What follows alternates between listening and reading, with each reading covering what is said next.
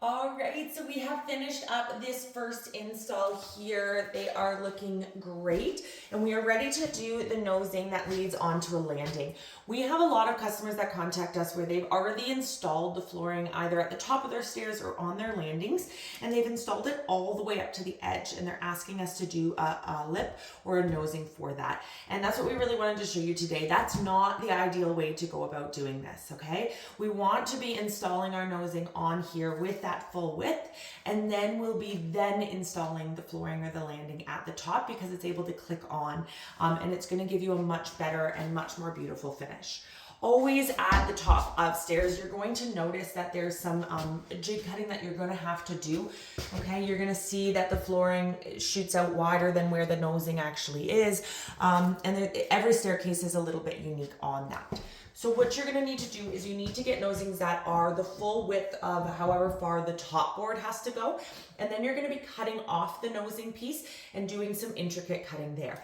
If you don't do this all the time and every day, our tip for this is that you actually get a piece of cardboard that you set here in this position and you carve it out and cut it out. It might take a few tries to get the way that you want it and the way that fits nice, but then you haven't wasted a few vinyl boards.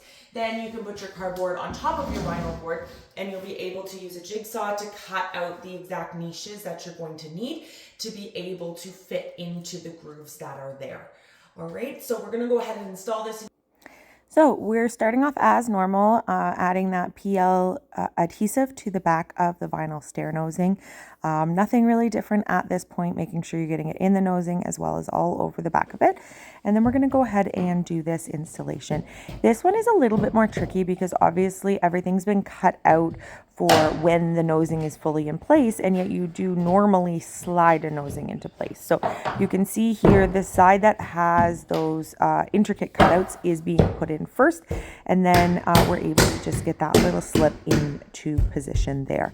So it takes a little bit of practice, but it's definitely there. The nice thing with that PL Premium is that it's not an instant glue, so if you need to pull it up and try a few times to get it in the right spot, then that is a-okay. So we're going to flip around now and show you the rest of the installation. As was mentioned before, because these nosings are made out of the flat vinyl, they still have that exact same click system. So you can see them lining this up. Because the board that we just installed is our starting row, there's often to the left additional pieces that you need to add, as you just saw going in there. That was a particularly thin board that needed to be added, but we're always going off of that first nosing board. So wherever that click ended up, any additional left and right sides need to be that same length with the same click sticking out, so that when you put on your next board like this one here, it can continue on from where that nosing is onto the other side. You also want to make sure that you're staggering those seams of your boards, and as much as possible getting one of these nice long boards here that attaches to both the nosing as well as the other side, which is going to help get everything in place here. You can see as the installer is tapping the board in order to make sure it is in place, he is keeping a hand as much as possible against the nosing that is there. Okay, the nosing is glued into place, but of course that glue has not formally set yet. We always say 24 to 48 hours. So as you are clicking, especially on this next board that goes right into it, you need to be having that opposite direction pressure. If you're working with someone, having them there to do that definitely helps and frees up your hands.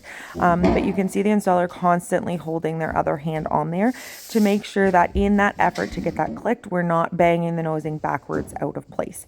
Depending on what those side clicks were, that might be holding it a little bit as well, but it is something that you have to be super mindful of. And then depending on the vinyl system that you have, this one, you use some light taps along the top to get that side click into place and to connect them from there. And once you've got those first rows in, you really are just continuing your installation as you would with any flooring, any vinyl click flooring that you were installing. Okay, so we go row by row. We want to make sure that we are staggering where those boards are connecting to each other left to right, so that it's nice and held together. You can see here, just like before, where you're making sure left to right we are in place, getting that angle of the click in, and then you'll be using that little board there to tap, tap, tap, and make sure that we are in place. You never want to be hitting the edge of a vinyl plank with a mallet on its own, or else you're going to break off the click system. So you always want to just grab a little piece of that same board so that those clicks are put into place, and then you can hit the edge of that to get it nice and tight and lined up and ready to go. And so we'll jump into extra super speed here just to finish up the installation of the landing.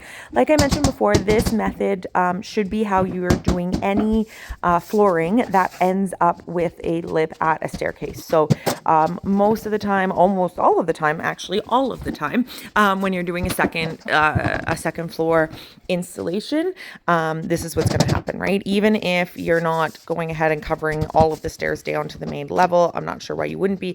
There has to be at least one nosing at the top of the stair there, and so that should always be first. That's where you start, and then you run the rest of your flooring through the whole upper floor from there. And it's all done. Here is the finished product. Obviously, when the sides and the railing and everything are painted white, it's going to look a little more fabulous. If you found this video helpful, please make sure to hit that like button and hit subscribe if you want to see more about how we did these open stair caps and the rest of this installation. We'll see you in the next video.